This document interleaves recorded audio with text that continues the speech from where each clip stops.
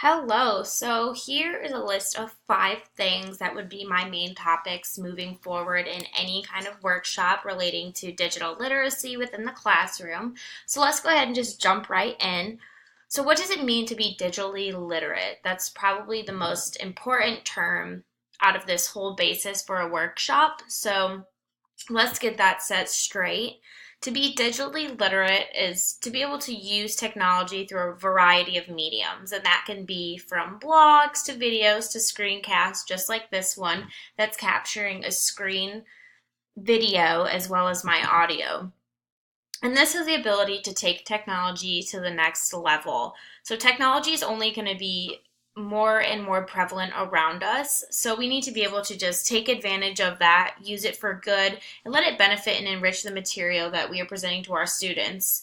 And this will help us as educators be more digitally literate and will expose our students to a digitally literate world if we're able to take advantage of that. So through digital literacy and the growing list of programs, we'll be able to promote the 4 C's among our colleagues and hopefully in our classroom too. We want our students to be able to communicate, collaborate, critically think, and be creative effectively on their own.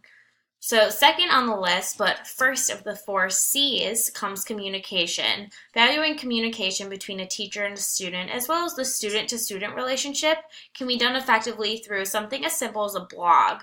This is a consistent form of communication for a teacher to be able to post instructions, homework, maybe a cool video they found that relates to something they were talking about in class.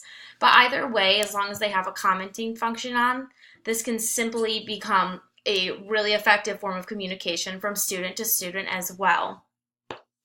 Next on the list comes collaboration. Collaboration can be implemented in the classroom most easiest through Google Docs, and it's just a collaborative online document that allows students to be working on the same thing from their own devices all at the same time. And this can really change the approach to group projects and allows a teacher to see the edits that have most recently been made to a document. So there's no reason that you aren't contributing to a group project, and a teacher has the ability to really see that and just hold students accountable.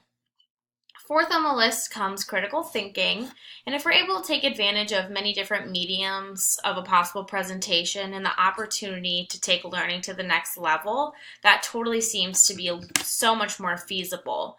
So critically thinking and analyzing material is a different process for everyone. So using technology to present this information and anything that you'd be teaching in class will let students move at their own pace and permit students to get as much out of the material as they're willing to put into it.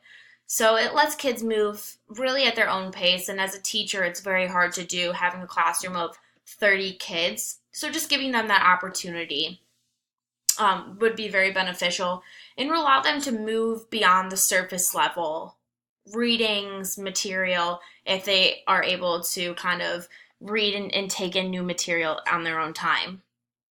And lastly comes creativity.